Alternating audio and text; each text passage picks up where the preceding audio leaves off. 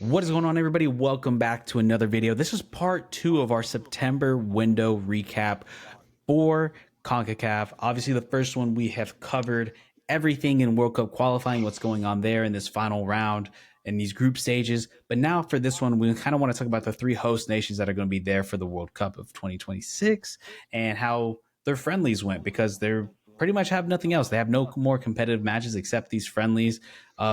Which one you want to start off, Will? First, we have Mexico, Canada, and USA. Let's go a little bit hipster, dude. Let's hop over the pond and go to Canada. How does that sound? Hop over the pond. Yeah. Not that northern border. No, I know what you mean. Yeah, Canada had a game against Romania and Wales. Great results. I thought they played pretty well. I thought the Romania game, especially in the beginning, they looked very confident. You know, I mean, that's a tough place to play in Romania. Yeah. I mean, that's a very daunting place. The stadium was packed, and they looked good in set pieces. I thought it was a pretty solid game overall. I was impressed by what they were able to do away on the road. Shout out to Canada for that. I was really down on them. Obviously, Jesse Marsh's ball might still work against teams that aren't used to it. I don't know how well it works within CONCACAF anymore, but that doesn't matter anymore. There's no more CONCACAF competitions. All that matters is getting as many international friendlies as you can get. And I think this one against Romania was a perfect one that was set up for them. And yeah, I was deeply impressed by what I saw.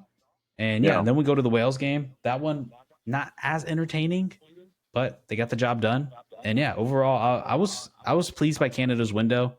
I thought this is what was greatly needed based off of the Gold Cup performance that we saw.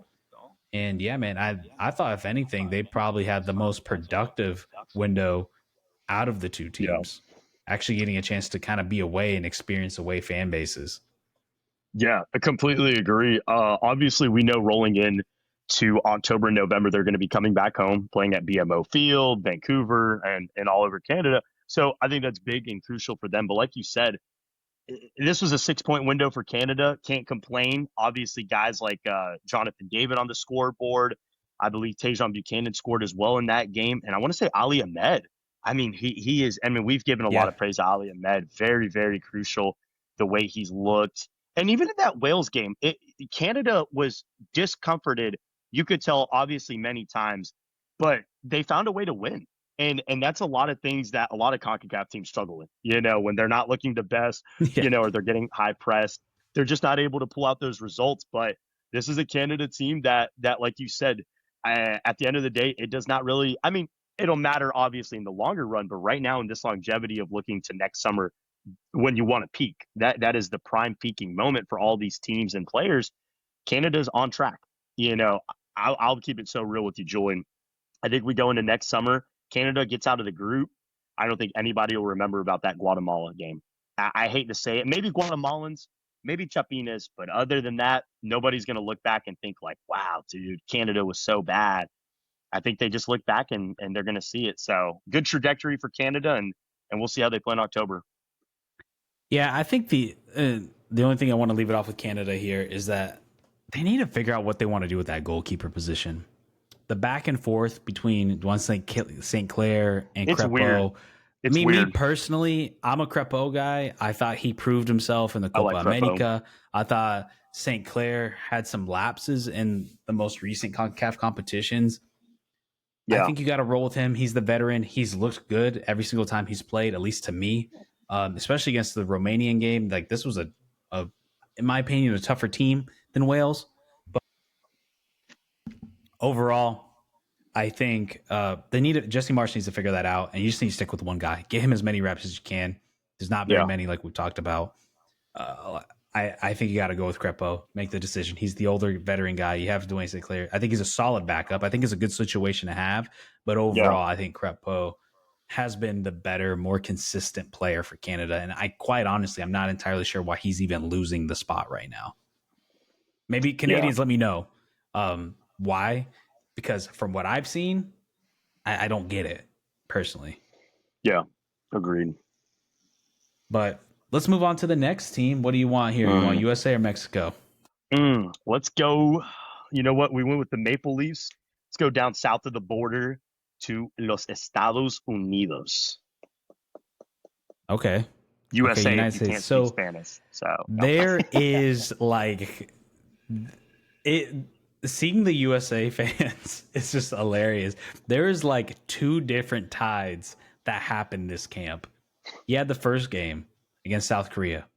Yep. Horrible. South Korea schooled them. South Korea, I think, out of the four teams that played in that little round robin thing they had, Yeah. South Korea probably looked the best.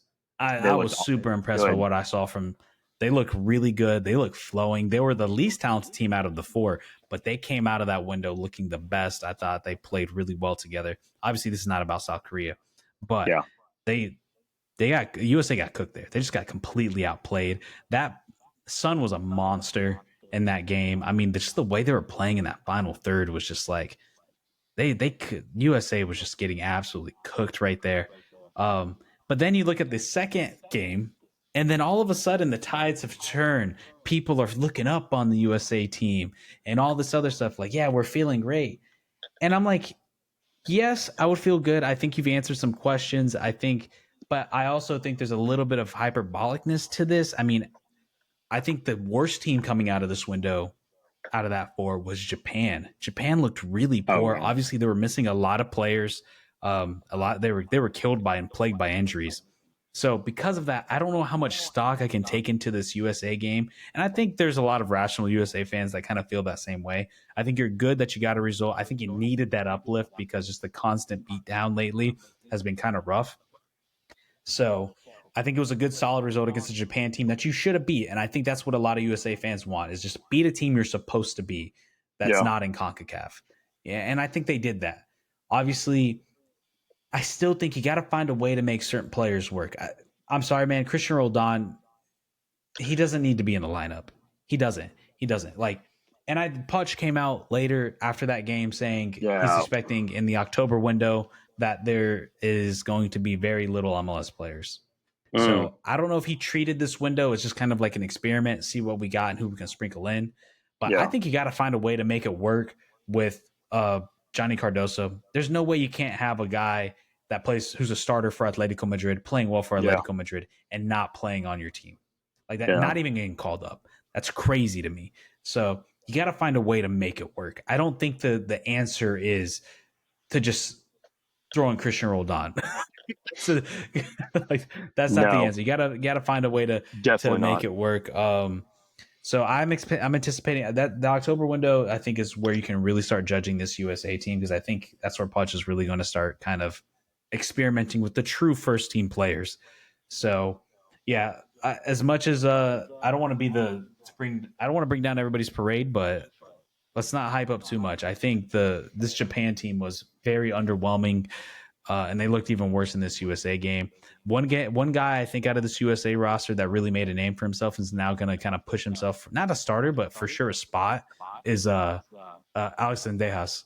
I think that's the one positive you can probably take out of Yeah. this window is Alex Dejas is actually could be a player for you and a good depth piece. And then Yeah. also, I would say Matt Freese is the guy. I think you just need to roll with him. There's no one else that's Yeah. contending with him. I think he's looked good. He had a good window. Every Mm, time I've seen him play for USA, he's looked pretty solid. I think this is the guy you got to roll with. I think bouncing around too much. There's no one else stepping up and trying to make a name for themselves. And I think he's looked solid from what we've seen so no. far. But yeah, that's what I think of the USA so far. Yeah, dude. Agreed. Agreed. Agree with a lot of that. Echoing a lot of that as well. Like you said, Julian, I think this US and reason for excitement, absolutely. Never to take away Florian Balogun, big game, Alex Haas, guys like that. Incredible results, played well. Obviously, Pulisic and other guys showed up in that game as well. But that first game, I'm going to be quite real with you, dude.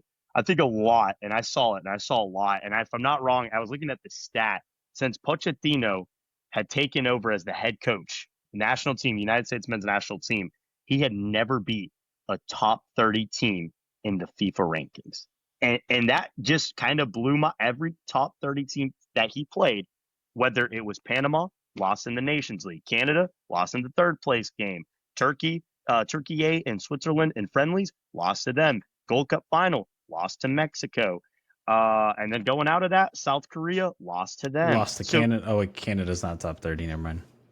oh, they did. Well, they were in that Nations League, and that's the thing. That was six straight. So every basically competitive team that you will probably be seeing at a World Cup or similar to, you lost to. And like I said, I think it was doomsday scenario coming out of there. I think it was bomb squad. We're about to blow this roof off. Like this is insane. Start over and get this thing going. It was bad. Like you said, big result against Japan. The team looked well. Obviously, this is not a video to talk about Japan or South Korea like you were saying, but I think we can look at that and kind of say Japan's got their own issues. They have their own problems that they need to worry about and they need to fix going into this World Cup.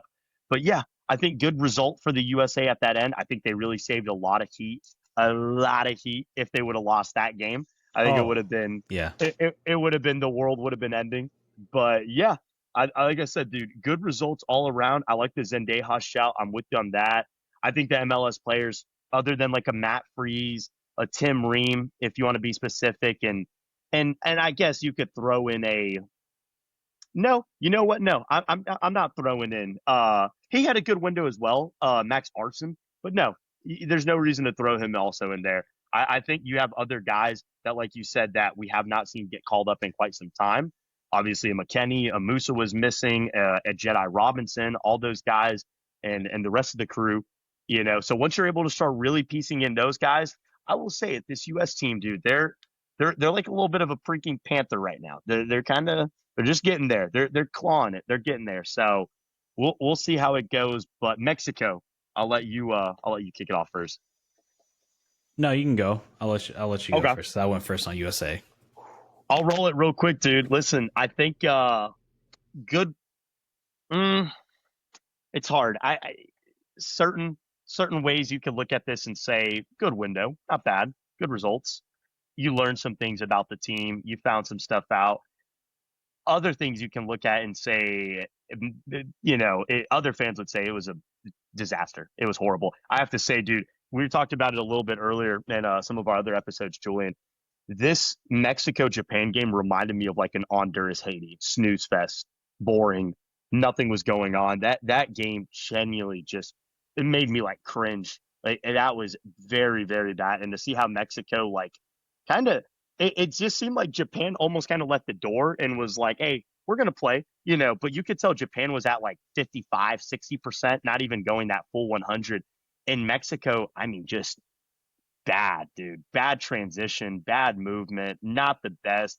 I think, and it's one of those like I see the team kind of they know when they need a click, but it's one of those, hey, tournament's ball's done. Like you were talking about earlier, this is now international friendlies. You guys need to get it to click now because if you don't get it to click, next thing you know, we got the World Cup and they're hosting, obviously, and they're hosting that first game in Estadio Azteca.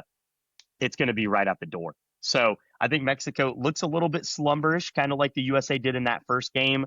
A little bit of a sleeping beauty type beat. They're still waking up from their nap, Gold Cup trophy, all this and that. Yet nobody cares. Nobody gives a crap. Time to move on, buddy. Good for you. Now it's World Cup time. It's real time, my boy. It's some real competition. So I think Mexico's got to get a little bit of a wake up call. But if I had to grade it, dude, I'd give it a C. I think flat out two draws against two competitive teams, two of the best within their region. So, I think it was a rough one to watch for their fans. So, Yeah, I agree with you. It felt like such a whatever camp, especially that first game.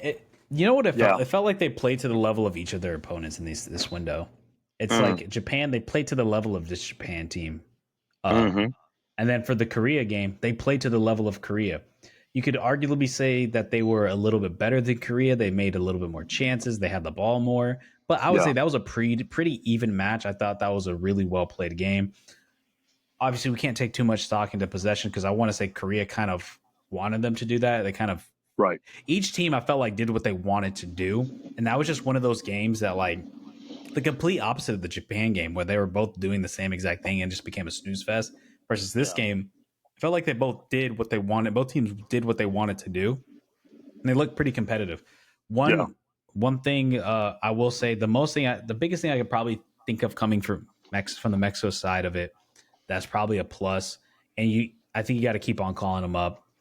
Is I think Chucky Lozano has a spot on this team. I think there's a spot. I think Yeah, they've shunned him out since he left Europe.